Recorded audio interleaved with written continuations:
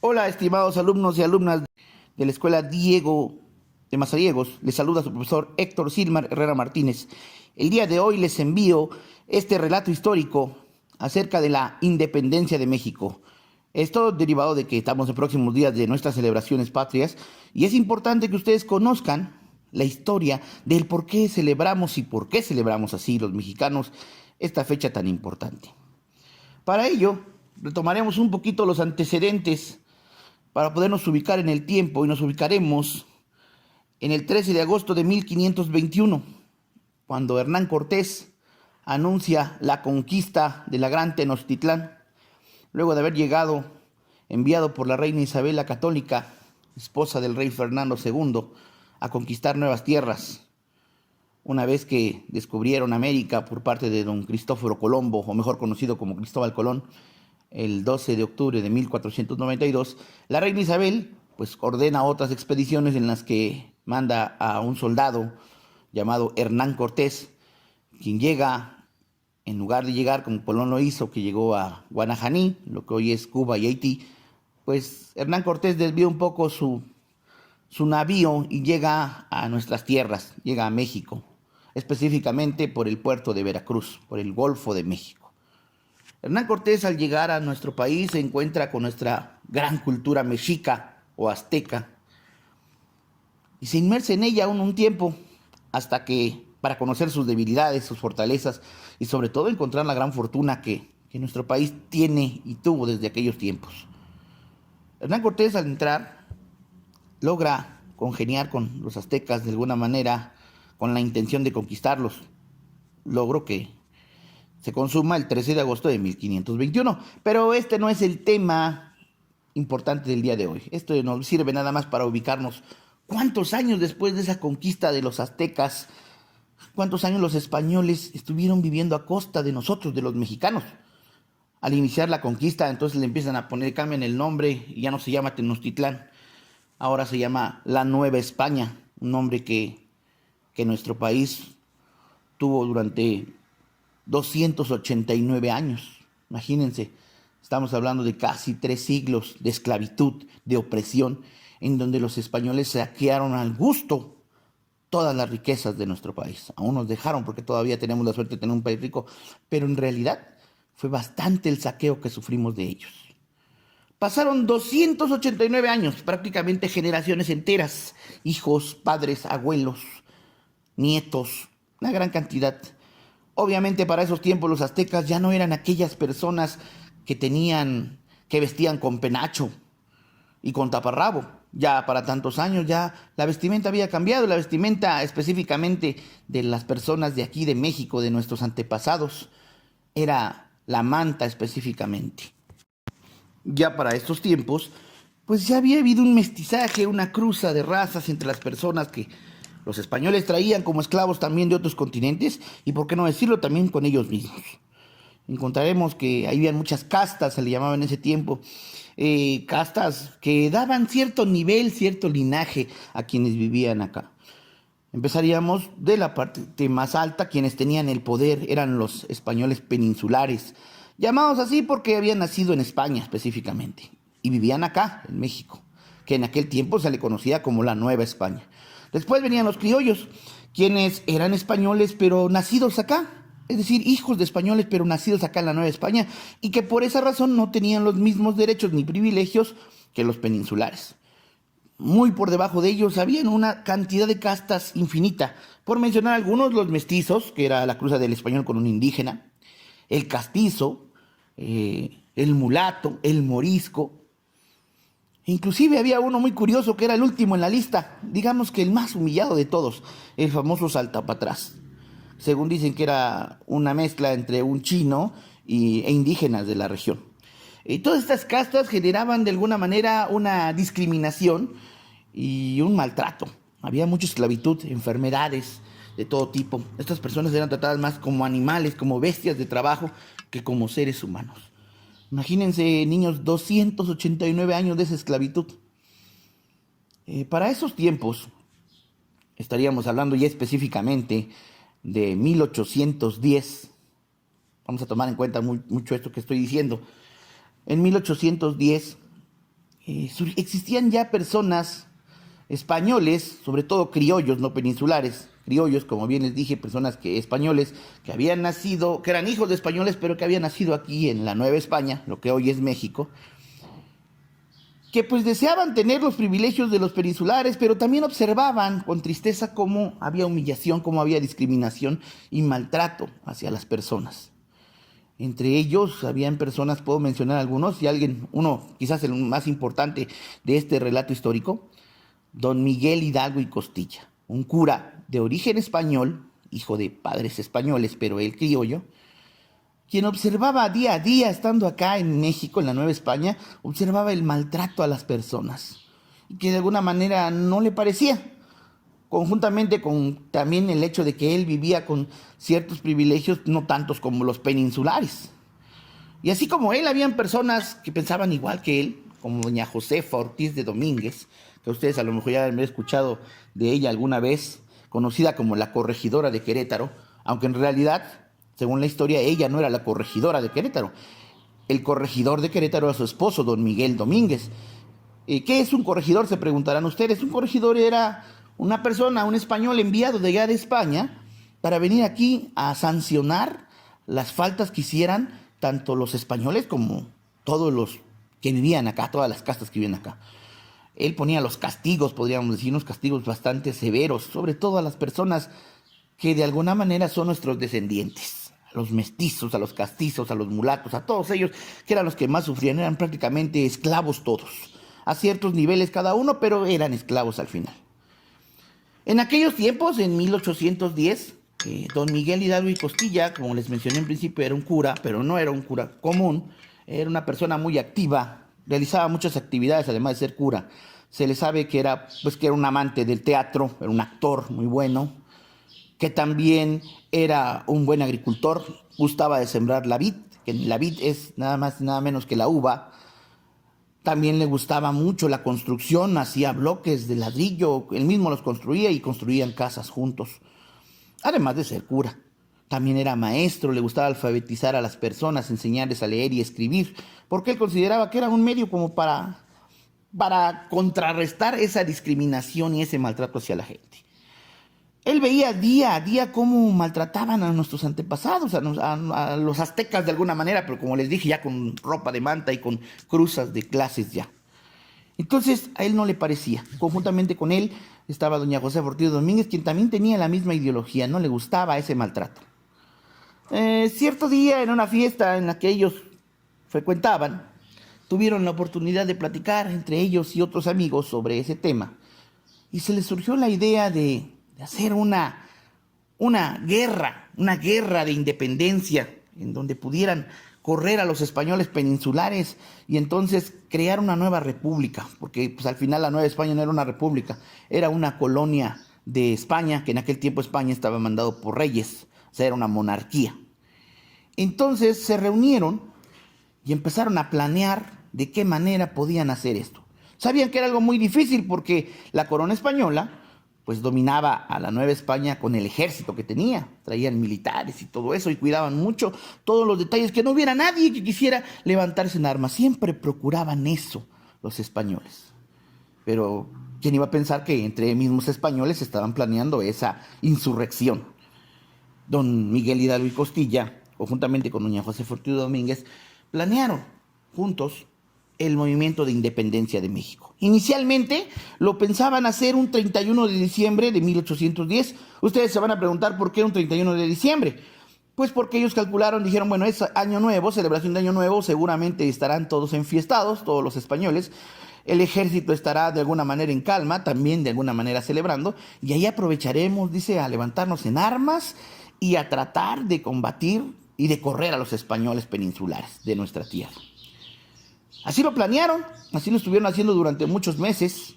La participación de doña Josefa Ortiz Domínguez estuvo básicamente en proporcionar armas, en cuidar, en observar que no se dieran cuenta el ejército de esa introducción de armas hacia nuestros antepasados. Y algo muy importante que hacía don Miguel Hidalgo y Costilla, en aquellos tiempos las misas, como habían tantas castas, se hacían en 3 horarios distintos.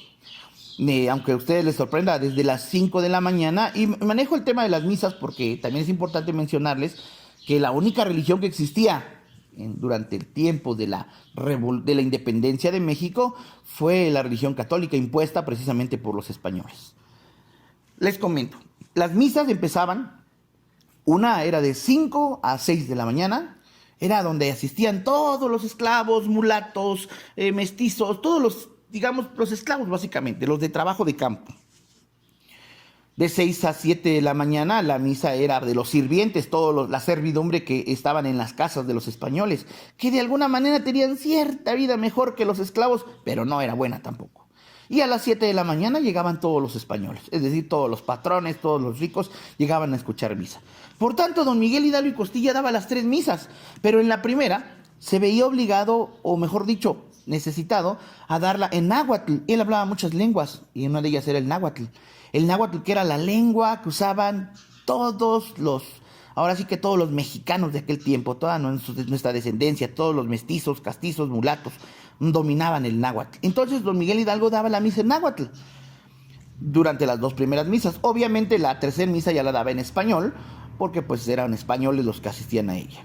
Y aunque siempre había en la puerta 2 militares cuidando la misa, que hubiera orden en la misa, don Miguel Hidalgo se las ingeniaba para que, en base a náhuatl, que ellos no dominaban, les explicara a la gente, en lugar de darles un sermón común, pues les explicaba que había que levantarse en armas, que había que luchar, que había que independizarse para ser mejor, para vivir mejor. Esto que decía don Miguel Hidalgo y Costilla, pues él era un hombre de mundo y había leído mucho y ya había llegado a sus oídos, pues que en Europa estaba dándose esa situación. Con aquel famoso siglo de la luz, Francia era un ejemplo de independencia, de un país mucho más avanzado, un país democrático y que no dependía ya de reyes. Entonces, mediante esas pláticas que en las misas daba don Miguel Hidalgo, les estaba enseñando a la gente a cómo prepararse para luchar. Y los militares españoles pues podían escuchar, pero como no sabían náhuatl, no se daban cuenta de dicha situación. Por ese lado estaba muy bien, todo iba bien. Pero como bien sabemos, siempre en la historia tiene que haber traidores, personas que a veces por unas monedas suelen vender cosas importantes de la vida. Y así sucedió. Cierto día, un esclavo de los que sabían náhuatl, pues se acercó a uno de sus amos españoles, que amos le llamaban, ni patrón siquiera un amo, se acercó y le contó lo que don Miguel Hidalgo les enseñaba en náhuatl durante las misas de la madrugada. Y pues este español, al escucharlo, agarró, tomó a su sirviente y lo llevó ante don Miguel Domínguez, el corregidor, allá en Querétaro. Lo llevó y pidió una audiencia, se acercó y pues don Miguel Domínguez le dijo: adelante, pase, cuénteme, ¿qué necesita? En ese momento surge un acto muy curioso, un acto que a lo mejor no es correcto, pero en ese instante doña Josefa Ortiz Domínguez lo hizo y fue para bien, para el beneficio de nuestra independencia. Doña Josefa Ortiz Domínguez, esposa del corregidor, se acercó a la puerta y ahora sí que literalmente se puso a escuchar detrás de la puerta a ver qué decía ese sirviente. Escuchó claramente cuando ese sirviente confesó que don Miguel Hidalgo y Costilla estaba preparando una guerra de independencia, una revolución de independencia en contra de los españoles. Y que lo hacía durante las misas, les explicaba en náhuatl y que por eso no se habían dado cuenta. Entonces, doña Josefa Ortiz Domínguez, adelantándose a su esposo, al corregidor, tomó a su mejor sirviente y lo llamó y le dijo así literalmente: toma el caballo más fuerte que tengas, el más veloz, y quiero que te vayas corriendo hasta Valladolid. Valladolid era la ciudad donde vivía don Miguel Hidalgo y Costilla, en donde fue el grito. Hoy se llama Dolores Hidalgo, Guanajuato. Le dice: te vas a ir corriendo hasta Valladolid. Así el caballo reviente de tanto correr, tú seguirás corriendo por pies y le avisarás a don Miguel Hidalgo y Costilla que ha sido descubierto nuestro plan, que tiene que adelantarlo porque ya no llegamos al famoso 31 de diciembre. Así lo hizo el sirviente, salió corriendo a caballo durante horas. Esto estamos hablando que fue desde la mañana y que corrió con el caballo hasta llegar a eso de las 10:30 de la noche ante don Miguel Hidalgo y Costilla, allá en Valladolid, que como bien les digo, hoy se le conoce a la ciudad como Dolores Hidalgo, Guanajuato. El sirviente se acercó y le dio el mensaje a don Miguel Hidalgo y Costilla de que habían sido descubiertos. Entonces don Miguel Hidalgo y Costilla se vio en la necesidad de adelantar el movimiento. Y dice, ¿cómo convoco a la gente si ya saben que lo tenemos preparado para el 31 de diciembre? Se le ocurre entonces a él subir al campanario y tocar las campanas de la iglesia, del pueblo. Campanas mismas que aún existen y que forman parte de nuestro vestigio histórico. Toca las campanas y obviamente todas las personas al escuchar las campanas se acercan a la plaza. Y entonces, es entonces donde don Miguel Hidalgo y Costilla les da el famoso grito de Dolores. Aquel grito de aliento, aquel grito en el que motivaba a la gente a ir a luchar. No como el grito de ahora, obviamente el grito de hoy es simbólico y los presidentes lo hacen, donde dicen viva México y viva nuestros héroes, pero don Miguel Hidalgo no dijo eso. Don Miguel Hidalgo invitó a la gente a ir a luchar, a levantarse en armas y les dijo, hemos sido descubiertos, así que tenemos que ir a luchar desde ahora, a pelear contra los españoles para iniciar nuestra independencia como mexicanos. Así fue. Empezó una encarnizada guerra en donde los españoles realmente pues llevaban ventaja porque tenían armas, porque tenían un ejército protegido. Pero nuestros antepasados, nuestros mestizos lucharon con todo el alma, acompañados de don Miguel Hidalgo, para tratar de ser independientes. Muchas fueron las batallas que se lidiaron. Entre ellas una muy famosa que yo creo para todos ustedes va a ser conocida y si no sus papás pues les van a recordar. La del famoso Pípila. Se habla de que por ahí un 28 de septiembre, recuerden que esta guerra empezó la noche del 15 de septiembre con el famoso grito de Dolores y duró muchos años, duró 11 años específicamente. Pero les puedo comentar la historia del Pípila, que un 28 de septiembre de 1810, estando peleando contra los españoles, un ejército de españoles, una cantidad de ejércitos españoles, se refugió en un lugar que se llamaba la Alhóndiga de Granaditas. Era una especie de castillo en donde guardaban todo el maíz y todos los enseres de consumo los españoles, que tenían unas grandes puertas y que era muy difícil. Estaban tratando de saquearlo y estaba acompañado obviamente de un puente de piedra. Estaban tratando de luchar. Los mestizos estaban afuera, nuestros descendientes estaban afuera, y arriba en la Alhóndiga de Granadita los españoles disparando, ya con aquellos primeros rifles donde la pólvora, le metían pólvora acuñada y luego disparaban. Estaban afuera y era imposible, decían, es casi imposible poder entrar. Surge entonces la imagen de un señor de nombre Juan José Reyes Martínez, mejor conocido como el Pípila, que era un hombre mestizo de mucha fuerza, muy grande, que se le ocurre la flamante idea a él de oficio cargador. Entonces se le ocurre a él ponerse un mecapal, creo que muchos de ustedes conocen el famoso mecapal, los indígenas de aquí de nuestra región todavía lo usan para cargar algunas cosas, se colocan en la frente una tira de lazo que sirve como cargador. Pues él se coloca esa misma tira y se pone sobre la espalda una piedra enorme cuadrada sobre la espalda para que le sirviera de escudo. Se la coloca sobre la espalda y trata de entrar hacia la puerta. Obviamente los disparos rebotaban de aquella enorme piedra. Así fue como él pudo llegar al portón de la Alhóndiga de Granaditas, derribarlo y que entraran todos para conquistar a los españoles. Esa fue una de las tantas batallas que se lidiaron y que obviamente ganaron los mexicanos. Pero las batallas no se dieron ahí. Fueron muchas las luchas. La historia nos cuenta que don Miguel Hidalgo y Costilla se internó en la sierra junto con todos los insurgentes para pelear, pero un año después, en 1811, es atrapado don Miguel Hidalgo y Costilla por los españoles y deciden darle un castigo ejemplar para tratar de detener este movimiento que él había iniciado. De ahí que le llamamos el padre de la patria, porque él fue el que lo inició. Resulta que cuando toman a don Miguel Hidalgo y Costilla, lo fusilan y después de fusilarlo, ordenan cortarle la cabeza y cortarle las extremidades, es decir, los brazos y las piernas, y colocarlos en unas jaulas en cada una de las esquinas del puente de la Alhóndiga de Granaditas.